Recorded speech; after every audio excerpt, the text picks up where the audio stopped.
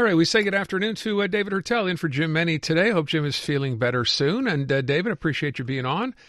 So let me talk about a couple of things in the news. Let me pick up on what we just left, which is this kind of strange, late night tweet, if you will, from Donald Trump threatening Bombardier over certification of an American jet called the Gulfstream. First of all, this is a little weird because, we've heard from some people, aviation analysts, suggesting there's nothing Donald Trump can actually do here, but that doesn't seem to have stopped him in other areas either. So, yeah, but again, I'm tempted to talk about Taco Trump again. Trump always chickens out, yeah. and yes, a threat. But remember, the last time we spoke, the big threat was massive tariffs against Canada. We haven't heard anything on that since that threat at the beginning of the week. So. I mean, and again, as your conversation clearly showed, I mean, this is another example of how completely integrated our economies are in a lot of sectors, right? And building a plane, as maybe, most people know this, but still it's worth repeating. You don't build a plane in one place. Different components, thousands of components, and systems are built in different places, and this is the case with the Bombardier jets.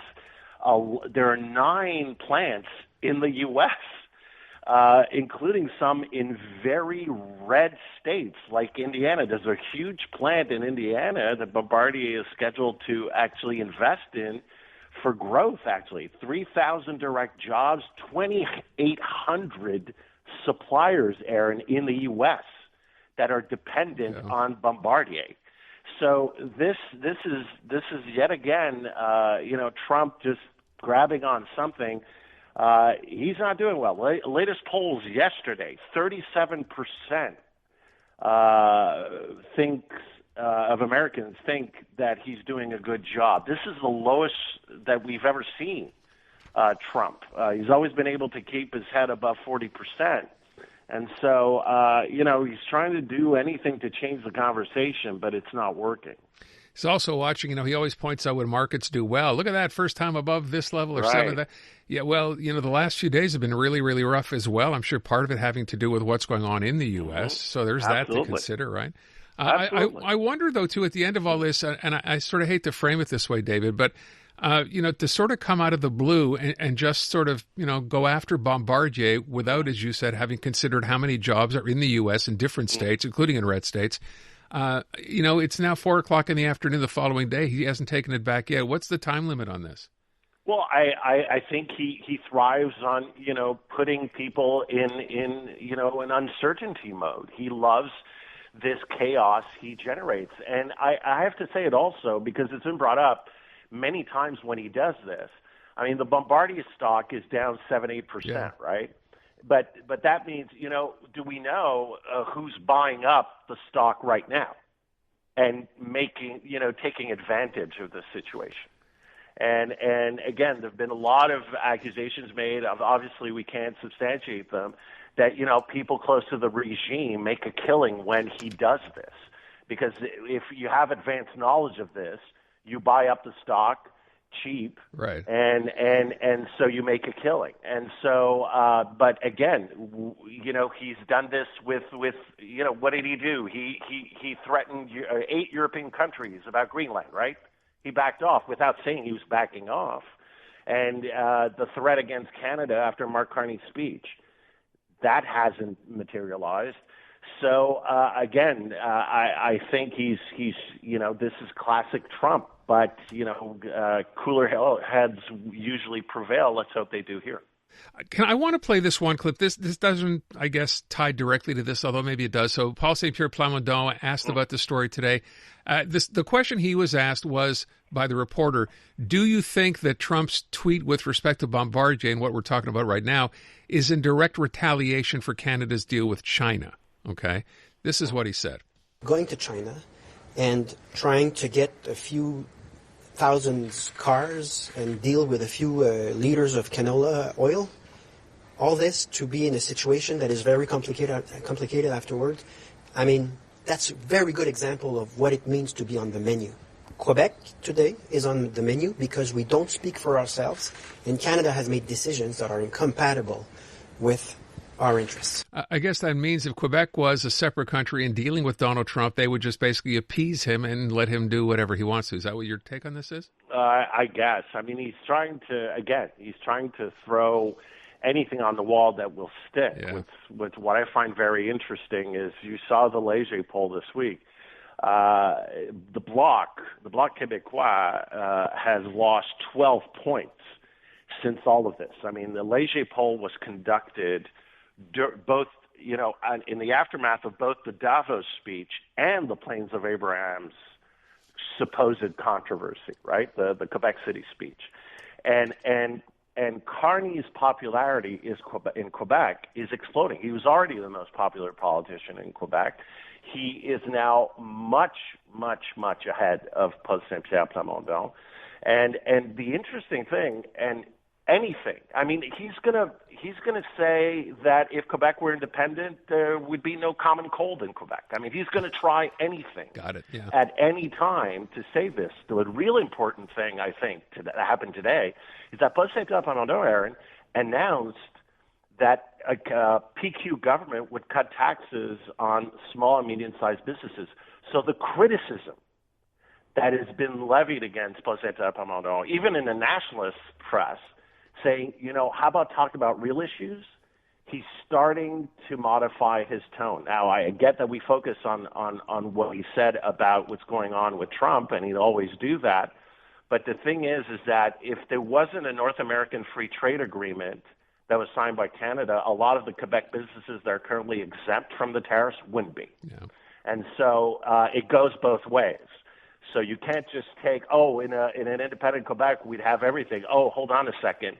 You wouldn't be beneficiating from what's going on right now and the fact that a lot of Quebec businesses are surviving because they're inside Kuzma. Well, so it goes both ways. I was just kind of, taken by this. The idea, his quote was a few liters of canola oil, which, of course, when you look at the numbers, that's $4 billion worth to farmers out in the western part. Not that he cares about them. Did you see on the other side of this, did you see the story in Le Devoir this morning, talking and trying to dig in terms of the relationship Paul St-Pierre Plamondon has with the leader of the separatist movement in Alberta, and that they're much closer than we think. And Paul St-Pierre Plamondon and the PQ has refused to answer Le Devoir's questions on this, about apparently very regular and constant exchanges of information and conversations between Paul St-Pierre Plamondon and the separatist movement in Alberta. Yeah, I didn't see that. I noticed he tried to avoid that question today in English anyway. It's a big Le Devoir story. Okay. Yeah.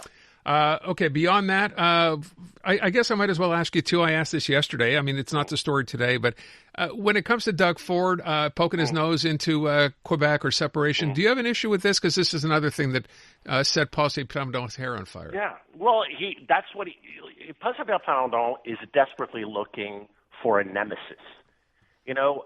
Back in 95, you had Jean Chrétien, who was an easy target. The problem with Paul St-Pierre Plamondon's strategy is you're trying to find an enemy, some, evil figure. And sorry, Mark Carney doesn't fit the mold. So anytime you're going to hear somebody talking about Canadian unity, Paul St-Pierre Plamondon is going to try to turn it into something. The problem is that Doug Ford just talked about, it's going to hurt us.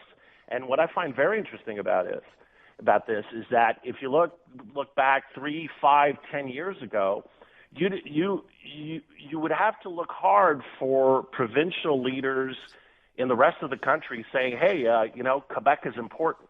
The tone was very much different.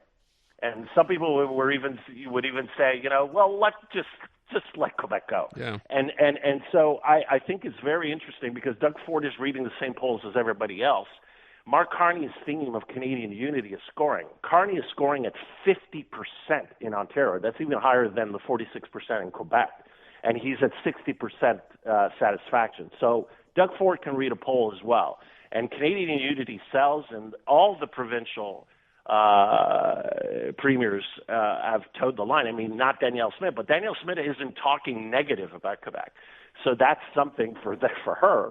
But the other thing is that I think just Paul St-Pierre Plamondon's tactic about trying to define the rest of Canada and the federal government as this a wretched enemy out to get Quebec and obliterate Quebec and assimilate Quebec, and this conspiracy theory that immigration is meant to wipe out the French fact in Quebec is just not sticking. And the latest Léger shows that, because the Bloc Québécois has lost 12 points in the last week.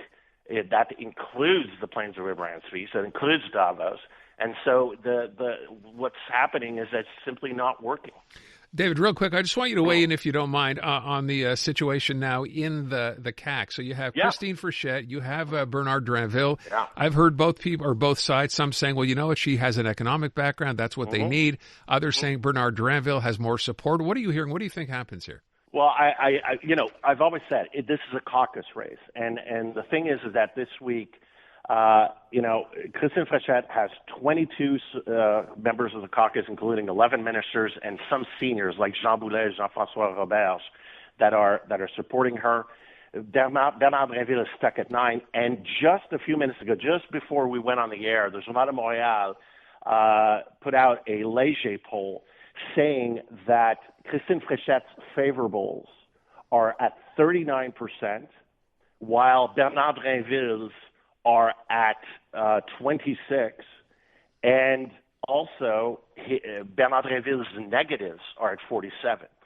So I got to tell you, right now the momentum is all on her side, and I got to say, as things stand right now, and as the polling shows, I mean, with 39%, Christine Frechette is just 4 points behind Paul St-Pierre Plamondon in terms of favorables in Quebec. And so this shows that a lot of people are going to see this within the CAQ as maybe the beginning of the end for Bernard Drinville. I wouldn't be surprised if there's no momentum, with the Régine Laurent disaster supporting him earlier this week at the caucus, and that backfiring, and him not seemingly being able to generate any type of excitement. I wouldn't be surprised if in the next week or so, you see Bernard Drinville just dropping out and getting behind Christine Frechette. So for people who don't know, the woman you just mentioned, this is the woman at Santé Quebec who decided it was okay for her to support him. So Régine Laurent, got to notoriety being the head of the nurses union for many, many years, the biggest nurses union. And after that, she came to notoriety again by heading the Laurent Commission, bearing her name after the horrible incident in Granby involving the death of a child with youth protection, and did this report that is still trying to be implemented by the CAQ government. So at the caucus meeting, François Legault's last pre-session caucus meeting, obviously there were big announcements by both camps. So Christine Frechette came out with Jean-François Roberge supporting her. That was the big announcement because she was more economic. So now you have somebody from the identity wing of the party, nationalist identity wing of the party supporting her. So that was a big get. So Bernard Drinville rushed and brought out Régine Laurent as a big supporter. Problem is, she's a board member of Santé Québec now, and the code of ethics of board members for Santé Québec specifically say you have to be politically neutral. So that blew up in her face. So bad staff work, bad vetting by the Drinville camp. Régine Laurent, had to resign her board seat of Santé Québec. It just didn't look very good. But as you say, the big headline tomorrow in the Journal de Montréal is going to be how high Christine Frechette's favorables are for Quebecers in general, and how close she is in that category to Paul St-Pierre Plamondon, and how low Bernard Drinville's are, and also how high his unfavorables are. David Heurtel. David, thank you so much. Have a great weekend. Canadian women are looking for more out of themselves, their businesses, their elected leaders, and the world around them. And that's why we're thrilled to introduce the Honest Talk podcast. I'm Jennifer Stewart. And I'm Catherine Clark. And in this podcast, we interview Canada's most inspiring women. Entrepreneurs, artists, athletes, politicians, and newsmakers, all at different stages of their journey. So if you're looking to connect, then we hope you'll join us. Listen to the Honest Talk podcast on iHeartRadio or wherever you listen to your podcasts.